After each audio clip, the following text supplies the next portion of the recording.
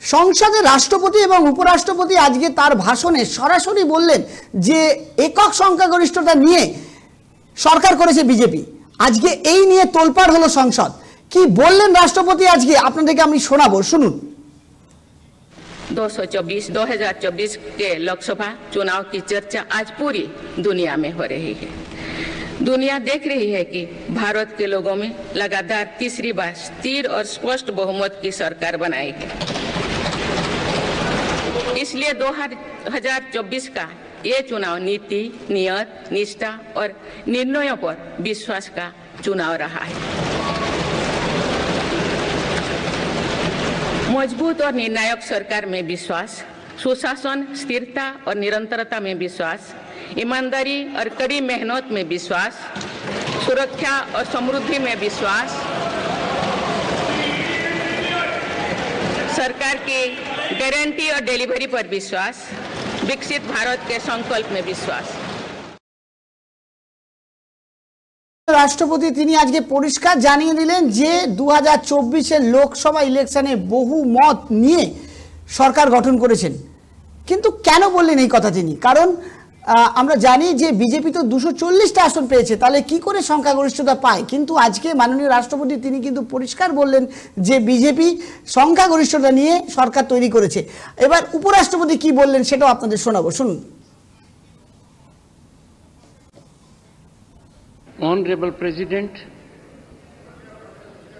honorable members, I seek to read some parts from the English version of Honorable President's address, and the rest may be considered as read. Honorable members, I extend my heartiest congratulations and best wishes to all the newly elected members of the 18th Lok Sabha. I wish Sri Om Birla ji the very best for performing his exalted role as the Speaker of the Lok Sabha. Honorable members, I also express my gratitude to the Election Commission of India on behalf of crores of Indians today. This was the largest election in the world. The Kashmir Valley has broken all records of voter turnout in decades. Honorable members, the world is witnessing that the people of India have elected a stable government with clear majority consecutively for third term. Honorable members, this Lok Sabha will also witness to the 75th year of adoption of the Constitution of India. Honorable members, the resolve to perform reform and transform has made India the fastest growing economy in the world today. মাননীয় উপরাষ্ট্রপতি জগদীশ ধনখড় তিনি পরিষ্কার জানিয়ে দিলেন যে একক সংখ্যাগরিষ্ঠতা নিয়ে সরকার তৈরি করেছেন, স্টেবল গভর্নমেন্ট তৈরি করেছেন। তাহলে রাষ্ট্রপতি এবং উপরাষ্ট্রপতি কেন বললেন যে এই 2024-এর লোকসভা ইলেকশনে স্টেবল গভর্নমেন্ট তৈরি হয়েছে?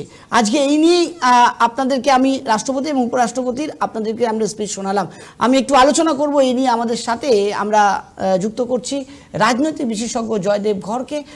আমরা একটু আলোচনাটা এর মধ্যে ঢুকবো। জয়দেববাবু, যেখানে 240টা আসন পেয়েছে বিজেপি, কিন্তু আজকে রাষ্ট্রপতি এবং উপরাষ্ট্রপতি তার সংসদে ভাষণে পরিষ্কার বলে দিলেন যে স্টেবল গভর্নমেন্ট তৈরি করেছে 2024 লোকসভা। কি বলবেন এটা নিয়ে? এটা আজকে রাতের ঘুম উড়িয়ে দেবে সারা দেশের মানুষের এবং কংগ্রেসের, বিশেষ করে ইন্ডিয়া জোটের সকলের রাতের ঘুম উড়িয়ে দেবে।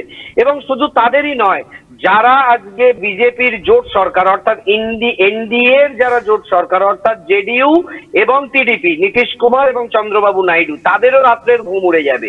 কারণ দেখুন, রাষ্ট্রপতি বলেছে ক্লিয়ার মেজরিটি এবং উপরাষ্ট্রপতি বলেছে clear majority, decisive majority. Clear majority and decisive majority মানে হচ্ছে 272 পার। তার মানে রাষ্ট্রপতি এবং উপরাষ্ট্রপতির কাছে সম্পূর্ণ তথ্য আছে যে বিজেপি তার নিজের শক্তিতে 272 ক্রস করে গেছে। সেটা কি করে সম্ভব? কারণ আমরা জানি 240টা আসন পেয়েছে বিজেপি, তাহলে 272টা আসনের অঙ্ক কোথা থেকে পাচ্ছেন যেখান থেকে রাষ্ট্রপতি এবং উপরাষ্ট্রপতি বলছেন? তার মানে এই তলায় তলায় বিজেপি অন্য কোনো দল বা নির্দল বা যে 16-20 জন সাংসদ কোনো পক্ষেই নেই, না ইন্ডিয়াতে না এনডিএতে, তাদের সঙ্গে যোগাযোগ স্থাপন করে তাদেরকে বিজেপির তরফে এনেছে। সেই জন্যই কংগ্রেস কালকে ফ্লোর টেস্ট করতে ভয় পেয়েছিল যখন আমাদের স্পিকার পদের ভোটাভুটি হওয়ার কথা ছিল। স্পিকার পদের ভোটাভুটির সময়তেই যদি কংগ্রেস দাবি করত যে ডিভিশন চাই এবং আমাদের ডিভিশন দিন এবং সংখ্যা বলুন, স্পিকারকে কজন ভোট দিল আর কজন ভোট দিল না ওম বিড়লাকে, তখনই প্রকাশ হয়ে যেত যে বিজেপির পক্ষে হয়তো 300-350 সমর্থন এসে যেত। কিন্তু এই ভয়তেই কংগ্রেস কালকে এড়িয়ে গেছে। কিন্তু আজকে এটা পরিষ্কার, অ্যাটিটিউড থেকে পরিষ্কার। প্রথম কথা, আজকে যদি আপনি পুরো রাষ্ট্রপতির যে ভাষণ পুরোটা শোনেন, রাষ্ট্রপতির ভাষণ শোনেন এবং ওম বিড়লা যেভাবে সংসদ চালাচ্ছেন, আপনি যদি অ্যাটিটিউড দেখেন, তাহলে আপনাকে বুঝতে হবে যে বিজেপি কোনো অংশে টিডিপি বা জেডিইউ কে আর ধারে কাছে ঘেঁষতে দেবে না, বা তাদের ধারছে না, তাদের পরোয়া করছে না। কেন বলি? আজকে শশী থারুর সংবিধানের শপথ নিতে গেছিলেন, তার যখন সাংসদ পদে তিনি জয় সংবিধান বলেছে। জয় সংবিধান বলার সঙ্গে সঙ্গে ওম বিড়লা প্রোটেস্ট করলেন যে আপনার বলার দরকার কি, আপনি তো সংবিধানেরই শপথ নিচ্ছেন। সঙ্গে সঙ্গে রাজীব হুড্ডা, যিনি হরিয়ানার সাংসদ, তিনি বললেন আপনি আপত্তি করছেন কেন? তাকে প্রায় হেডমাস্টারের মতন বকে বসিয়ে দিল। আপনি বসুন, চুপ করে বসুন, আমাকে কিছু বলতে হবে না, আপনাকে শেখাতে হবে না, আমি কি বলবো না বলবো আপনাকে বেশি জ্ঞান দিতে হবে না। এই অ্যাটিটিউড ওম বিড়লা প্রথম দিন। এবং সব থেকে বড় কথা, আপনি ভেবে দেখুন, যদি আপনাদের কাছে নিঃসন্দেহে সেই বিখ্যাত বাইকটি রয়েছে যেখানে প্রথম দিন মানে দ্বিতীয়বারের প্রথম দিনে যখন ওম বিড়লা স্পিকার হলেন, তিনি প্রথমেই 49 বছর আগের কবরের যে স্মৃতি তুলে আনলেন, অর্থাৎ ইন্দিরা গান্ধীর জামানার 25শে জুন 1975 সালে এমার্জেন্সি জারি করেছিল কংগ্রেস। যে কংগ্রেস সংবিধান নিয়ে বারবার আক্রমণ করেছে মোদী সরকারের বিরুদ্ধে, রাহুল গান্ধী সংবিধান দেখিয়ে সংবিধান হাতে করে এবং ইন্ডিয়া জোটের সবাই সংবিধান হাতে করে শপথ নিয়েছে এবং সংবিধানের হয়ে প্রচার করেছে, সংবিধানকে হাতিয়ার করে বিজেপিকে বা মোদী সরকারকে হারিয়েছে। সেখান থেকে মোদী সরকারও এবারে কিন্তু একদম স্থির প্রত্যয় রাহুল গান্ধী এবং কংগ্রেসকে অ্যাটাক করছে। কিরম ভাবে না, তার যে দিদিমা বা ঠাকুমা ইন্দিরা গান্ধীর আমলে যে এমার্জেন্সি জারি করা হয়েছিল, অর্থাৎ রাষ্ট্রপতি শাসনের মতন সংবিধানের ওপর আক্রমণ নামিয়ে এনেছিল, সংবিধানের সমস্ত ক্ষমতাকে তিনি রদ করে দিয়েছিলেন, তার কথা বললেন কে? এটা মোদী বললে, অমিত শাহ বললে মানা যেত। এটা বলল কে? না ওম বিড়লা। এবং তিনি তার জন্য সেই সময় ইমার্জেন্সিতে যাদের ওপর জুলুম হয়েছে, অত্যাচার হয়েছে, জেলে পোড়া হয়েছে বা তাদের মৃত্যু হয়েছে, তাদের জন্য 2 মিনিটের নীরবতা পালন করলেন। যে নিয়ে আজকে কেসি বেণুগোপাল এবং রাহুল গান্ধী স্পিকারকে বলেছে যে আপনি রাজনৈতিকভাবে কেন এই এমার্জেন্সির প্রসঙ্গটা তুললেন? এমার্জেন্সির প্রসঙ্গটা আপনি কেন স্পিকার হিসেবে 49 বছর আগের ইতিহাসকে তুলে আনলেন আজকে? কংগ্রেসকে সরাসরি আক্রমণ করার জন্য, কংগ্রেসকে বদনাম করার জন্য, কংগ্রেসের সংবিধানের লড়াইকে আপনি ছোট দেখানোর জন্য করলেন। কিন্তু ওম বিড়লা করলেন শুধু তাই নয়, রাষ্ট্রপতি আজকে দ্রৌপদী মুর্মু এবং উপরাষ্ট্রপতি জগদীপ ধনকরও একই জিনিস করলেন। তারা তীব্র ধিক্কার জানালেন 1975-এর 25শে জুন হওয়া এমার্জেন্সি ইন্দিরা গান্ধীর আমলে, কংগ্রেসের আমলে, এবং সেটা নিয়ে সরাসরি রাহুল গান্ধীকে আজকে ব্যাকফুটে ঠেলে দিল, বিব্রত করলো, সারা পৃথিবীর মানুষকে এই ইতিহাসটা জানতে দিল যে আবার যে যারা সংবিধান রক্ষার আন্দোলন করে আজকে বিজেপিকে পরাস্ত করেছে, বা রাহুল গান্ধী যে বড়াই করে সবসময় সংবিধানের কথা বলে, সংবিধান নিয়ে চলে, সংবিধানের বই দেখায়, পার্লামেন্টে সংবিধান দেখাচ্ছে, পার্লামেন্টের বাইরে সংবিধান দেখাচ্ছে, তারই দল কংগ্রেস, তারই দিদিমা বা ঠাকুমা ইন্দিরা গান্ধীর আমলে এই সংবিধানকে সব থেকে বড় ভয়ঙ্কর আক্রমণ করেছিল, এবং সেই আক্রমণ থেকে বেরিয়ে এসছে দেশ। এই বার্তাই আজকে রাষ্ট্রপতি দিয়েছেন। অর্থাৎ কংগ্রেসের যে সংবিধান নিয়ে লড়াই, সেই লড়াইকে কোনো অংশে মোদী বা বিজেপি স্পেয়ার করতে চাইছে না। এই রণংদেহী যে মনোভাব, এই রণংদেহী মনোভাবের পেছনে বিজেপি কোথাও আর কাউকে তোয়াক্কা করছে না। সেটাই আজকে বার্তা দিল আমাদের রাষ্ট্রপতি এবং উপরাষ্ট্রপতি, যে বিজেপির আর কাউকে দরকার নেই, বিজেপি ক্লিয়ার মেজরিটি। এটা একটা ভয়ঙ্কর, যেখানে 240টা আসন বিজেপি পেয়েছে, সেখানে রাষ্ট্রপতি বলছে একদম, যেখানে 240টা, হ্যাঁ 240টা যেখানে বিজেপি পেয়েছে, সেখানে রাষ্ট্রপতি এবং মাননীয় উপরাষ্ট্রপতি একদম ক্লিয়ার বলছে যে স্টেবল গভর্নমেন্ট, যে স্টেবল গভর্নমেন্ট ফর্ম হয়েছে লোকসভা 2024-এ একেবারে ক্লিয়ার মেজরিটি নিয়ে স্টেবল গভর্নমেন্ট তৈরি হয়েছে। যারা চর্চা করছিল বিরোধীরা যে এখানে সরকার পড়ে যাবে, এখানে জেডিইউ এবং আরজেডি কে নিয়ে যেখানে চলতে হচ্ছে, চন্দ্রবাবু নাইডু, টিডিপি এবং জেডিইউ নীতিশ কুমার সরে গেলেই সরকার পড়ে যাবে, এবং সরকার পড়ে গেলেই তারা সরকার করবে। ইন্ডিয়া জোট, তৃণমূল কংগ্রেস, সপা, এরা সবাই স্বপ্ন দেখছিল কবে মোদীর সরকারটা পড়বে আর তারা সরকারটা গড়বে, এবং কে প্রধানমন্ত্রী হবে, রাহুল গান্ধী না মমতা বন্দ্যোপাধ্যায়। তাদের মধ্যে যে এই সমস্ত জলঘোলা চলছিল, সেই সমস্ত ভস্যে ঘি ঢেলে দিল, তাদের পুরো একদম আগুনের জল ঢেলে দিল আজকে রাষ্ট্রপতি এবং উপরাষ্ট্রপতি। এই সরকারের পড়ার আর কোনো চান্স নেই, কারণ নইলে রাষ্ট্রপতি মিথ্যাবাদী হয়ে যাবে। রাষ্ট্রপতি নিজে বলছেন, স্বয়ং রাষ্ট্রপতি এবং উপরাষ্ট্রপতি নিজে বলছেন। তাহলে যারা ভাবছিলেন বিরোধীরা যে এই সরকার চারপাইয়ের সরকার, এই সরকারকে কাউকে ভরসা করে চলতে হবে, বেশি দিন চলবে না এই সরকার, তাদের আজকে মুখের উপরে জল ঢেলে দিল রাষ্ট্রপতি এবং উপরাষ্ট্রপতি। আজকের প্রতিবেদন থেকে আপনাদেরকে আমরা সেটা বোঝানোর চেষ্টা করছি, আপনাদের থেকে জানানোর চেষ্টা করছি, এবং যেটা এই মুহূর্তে আমরা আলোচনা করছিলাম যে সংবিধানের কথা বলে কংগ্রেস, যে সংবিধান হাতে নিয়ে সংসদের প্রথম দিন যারা আন্দোলন করছিল, সেই সংবিধানকে সবার আগে আক্রমণ করেছিল এই কংগ্রেস গভর্নমেন্ট, এবং রাহুল গান্ধীর ঠাকুমা ইন্দিরা গান্ধী, তার আমলে 1975 সালে 25শে জুন এই সংবিধানের উপরে চরম আক্রমণ হয়। সেটা কিন্তু আজকে মাননীয় স্পিকার তিনি বললেন, কি বললেন আপনাকে শোনাবো, শুনুন। माननीय सदस्यगण, ये सदन 1975 में देश में आपातकाल इमरजेंसी लगाने के निर्णय की कड़े शब्दों में निंदा करता है। इसके साथ ही हम उन सभी लोगों की संकल्प शक्ति की सराहना करते हैं जिन्होंने इमरजेंसी का पुनर्विरोध किया, अभूतपूर्व संघर्ष किया और भारत के लोकतंत्र की रक्षा का दायित्व निभाया।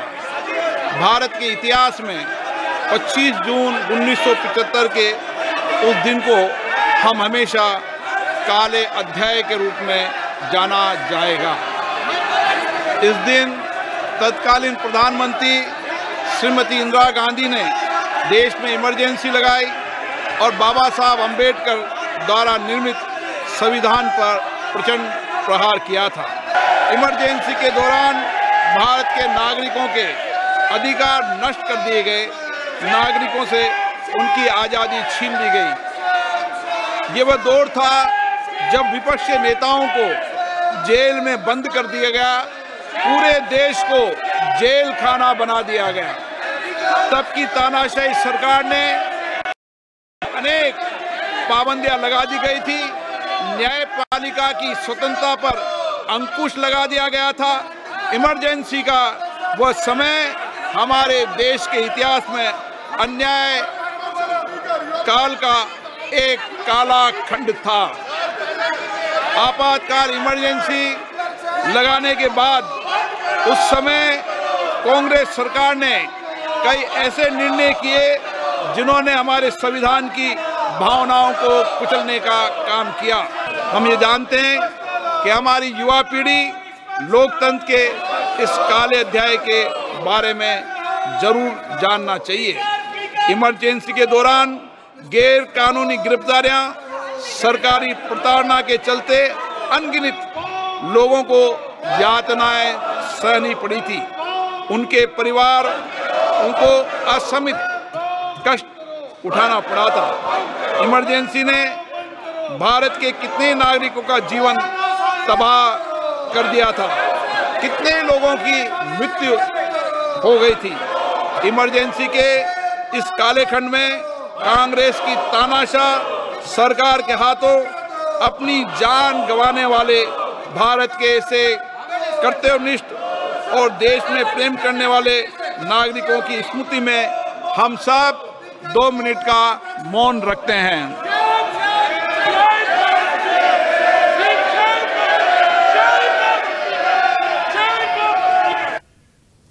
দেখলেন মাননীয় স্পিকার ওম বিড়লাজি, তিনি কিন্তু 2 মিনিটের মৌন ব্রত রাখলো যে 1975 সালে 25শে জুন যেভাবে সংবিধানের উপরে আক্রমণ করা হয়েছিল সেই আক্রমণকে স্মরণ করিয়ে দিয়ে তিনি 2 মিনিটের মৌন ব্রত রাখলেন। এবং তারপরে মাননীয় রাষ্ট্রপতি তিনি কি বলেছেন এই নিয়ে আপনাদেরকে সেটাও শোনাবো, শুনুন। माननीय सदस्यगण, आने वाला कुछ महीने में भारत एक गणतंत्र के रूप में 75वें वर्ष पूरी करने जा रहे हैं।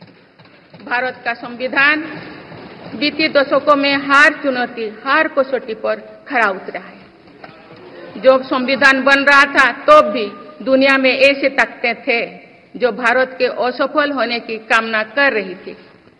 देश में संविधान लागू होने के बाद भी संविधान पर अनेक बार हमले हुए हैं। आज 27 जून है। 25 जून 1975 को लागू हुआ आपातकाल संविधान पर सीधे हमले का सबसे बड़ा और काला अध्याय था। तो पूरे देश में हाहाकार मच गया था, लेकिन ऐसी असंवैधानिक ताकतों पर देश ने विजय प्राप्त करके दिखाया, क्योंकि भारत के मूल में गणतंत्र की परंपराएं रही है। मेरी सरकार भी भारत के संविधान को सिर्फ राजकाज का माध्यम भर नहीं मानती, बल्कि हमारा संविधान जन चेतना का हिस्सा हो, इसके लिए हम प्रयास कर रहे हैं। মাননীয় রাষ্ট্রপতি দ্রৌপদী মুর্মু তিনি কিন্তু পরিষ্কার ভাষায় তিনি কিন্তু বললেন যে সংবিধানের উপরে সবচেয়ে বড় আক্রমণ কিন্তু এই কংগ্রেস সরকারের আমলে হয়েছিল। যে কংগ্রেস আজকে অধিবেশনের প্রথম দিন সংবিধান হাতে নিয়ে আন্দোলন করছিলেন, সংবিধান রক্ষার কথা বলছিলেন, সংবিধানের কথা বলছিলেন, সেই সংবিধানকেই সবচেয়ে বেশি আক্রমণ করেছে এই কংগ্রেস সরকার, পরিষ্কার জানিয়ে দিলেন রাষ্ট্রপতি এবং মাননীয় স্পিকার ওম বিড়লাজি। আজকে যে কংগ্রেস আজকে যে সংবিধানকে নিয়ে আন্দোলন করছেন, যে সংবিধানকে সামনে রেখে বিজেপি গভর্নমেন্টকে আক্রমণ করছেন, সেই কংগ্রেসই 1975 সালে ইন্দিরা গান্ধী প্রধানমন্ত্রী থাকাকালীন এই সংবিধানের উপরে চরম আক্রমণ আনা হয়েছিল। এইটা কিন্তু আজকে রাষ্ট্রপতি এবং মাননীয় স্পিকার ওম বিড়লাজি আজকে সংসদে পরিষ্কারভাবে জানিয়ে দিলেন। আমাদের সাথে এই মুহূর্তে রয়েছেন জয়দেব বাবু। আমাদের আলোচনায় আমি ওনার কাছে আবারও ফিরবো যে দুটো খুব গুরুত্বপূর্ণ কথা আমাদের দর্শকদের শোনালাম। একদম পরিষ্কারভাবে রাষ্ট্রপতি এবং স্পিকার তিনি কিন্তু পরিষ্কারভাবে জানিয়ে দিলেন যে সংবিধানের কথা বারবার বলা হয় যে কংগ্রেস সংবিধান রক্ষা করতে চায়, বিজেপি সংবিধান ভেঙে দিতে চায়, সেই সংবিধানের ওপরে চরম আক্রমণ এসেছিল 1975 সালে। সেটা কিন্তু আজকে রিক্যাপ করে আজকে সংবিধানের সেই রিক্যাপটা আজকে কিন্তু সংসদে কিন্তু জানিয়ে দিলেন মাননীয় রাষ্ট্রপতি এবং করবেন ওম বিড়লাজি। হ্যাঁ, একেবারেই আজকে মোদিজি যে এতটুকু ভীত সন্ত্রস্ত নয়, বা যেরকম সবাই ভেবেছিল মোদি ভয় পেয়েছে বিরোধীদের, মোদি ভয় পেয়ে খুব এবারে নরম সরম করে সরকার চালাবে, সবাইকে মানিয়ে গুনিয়ে চালাবে, বা তিনি আগের মতন অ্যাটিটিউডে, এখন তো আমরা দেখছি তার থেকে অনেক বেশি আক্রমণাত্মক। এই আক্রমণগুলো আমরা প্রিভিয়াস ইয়ারে দেখিনি এবং স্পিকারও এবারে আক্রমণাত্মক। অতএব এবারে কিন্তু বিরোধীরা যেরকম যত হাঙ্গামা করবে, বিরোধীদের ওপর তত বেশি বেশি করে আক্রমণ কিন্তু বিজেপিও করবে। অর্থাৎ নরেন্দ্র মোদী চালিয়ে খেলা T20 বিশ্বকাপ চলছে, তো মোদী বাবু T20 খেলার মুডে আছে। অতএব বিরোধীরা ভাবছে যে আমরা এখন 235, অতএব আমি 290 কি 293 বিজেপির ওপর বিরাট ভারী, কিন্তু মোদী আবার প্রমাণ করবে এক अकेला মোদী সব পে ভারী। এক अकेला মোদি সবচেয়ে ভারী বলেছিল 2019-এর লোকসভা শেষের দিনে, এবং এবারে প্রথমেই তিনি দেখাচ্ছেন যে হ্যাঁ মোদি এক अकेला फिर से सब पे भारी। কারণ তিনি না দিয়েছে মন্ত্রণালয়, না দিয়েছে স্পিকার পদ, কাউকে তার জোট সঙ্গীদের দেয়নি, এবং তার যে অ্যাটিটিউড, সে যেভাবে রাষ্ট্রপতি যে অভিভাষণ পড়েন সেটা সরকারের বক্তব্য। আজকে যে 240 আসন পাবার পরেও রাষ্ট্রপতি উপরাষ্ট্রপতি বলছে যে সরকার ক্লিয়ার মেজরিটি পেয়েছে, তার মানে আজকের দিনে এটা বিরোধীদের কাছে বার্তা গেল, যদি হিম্মত থাকে করো ফ্লোর টেস্ট, আনো নো কনফিডেন্স মোশন, আনো ভোটাভুটি, করো ভোটাভুটি, দুধ কা দুধ পানি কা পানি, আমি দেখিয়ে দেবো ইন্ডিয়া জোট তোমরা কতই। কারণ এখন তো অলরেডি আমরা দেখছি কংগ্রেস আর তৃণমূলের মধ্যে হাঙ্গামা বেড়ে গেছে। কংগ্রেস বলছে আমরা ডিভিশন চাইনি, তৃণমূল বলছে আমরা ডিভিশন চেয়েছি। আজকে আপের সবাই কেজরিওয়ালের জন্য সংসদের বাইরে দাঁড়িয়ে ধর্ণা প্রদর্শন করছিল, বাকি ইন্ডিয়া জোটের কেউ তাদের সঙ্গে গিয়ে যোগদান দেয়নি। অতএব আপ একা একা প্রদর্শন করছে, ইন্ডিয়া জোটের কেউ নেই। আবার তৃণমূল বলছে ডিভিশন দাও, কংগ্রেস বলছে ডিভিশন দিতে হবে না। অতএব ইন্ডিয়া জোট অলরেডি ছত্র খান হয়ে গেছে। কারণ এটা দিয়েই প্রমাণ হচ্ছে যে আপের আজকে আন্দোলনে তাদের পাশে কেউ নেই। আজকে কংগ্রেস যেটা বলছে তৃণমূল কংগ্রেস উল্টো বলছে, তৃণমূল কংগ্রেস যেটা বলছে কংগ্রেস সেটা বলছে না।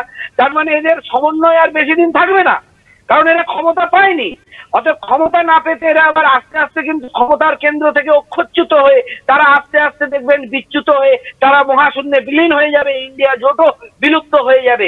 আর সেই সুযোগেই মোদি অ্যাটাকের পর অ্যাটাক করছে, এবং আজকে যে অ্যাটাকটা করে কংগ্রেসকে দায়ী করলো সংবিধানের ওপর আক্রমণ করা।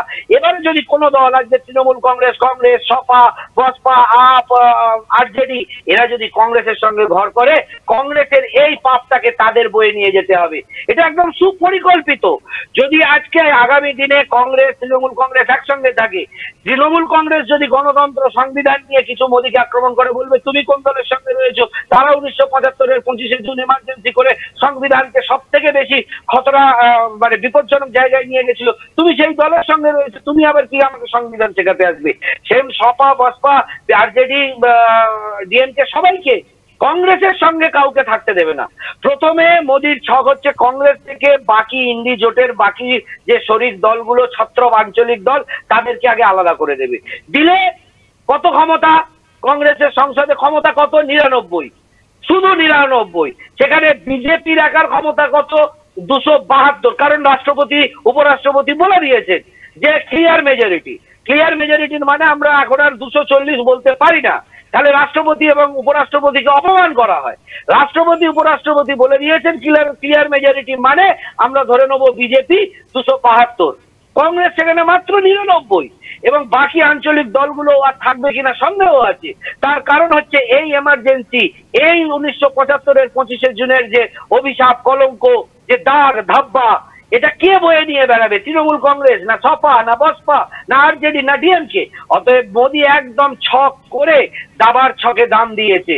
এই দাবার চালে মোদি আস্তে আস্তে ইন্ডিয়া জোটকে কিস্তিমাত করবে, এবং তারপরে আপনি দেখবেন মোদির পূর্ণ বিক্রমে যা যা এই সিএ, ইউনিফর্ম সিভিল কোড, বাকি যা ওনার এই অলরেডি মিডিয়া ব্রডকাস্টিং বিল, এগুলো সব কটাকে মোদি যেভাবে 1-2 করেছে তার থেকেও বেশি চালিয়ে খেলবে মোদি 3। কারণ এটা মোদির কাছে আরো প্রমাণ করার জায়গা যে আমি বলেছিলাম এবার আপকি বার 400 পার হলে যা করতে পারতাম 272 পার করে আমি তাই করে দেবো। তোমরা দেখো, বিরোধীদের শিক্ষা দেবে, বিরোধীদের ওপর আরো বেশি আক্রমণাত্মক হবে, এবং ওম বিড়লাও অলরেডি আক্রমণাত্মক।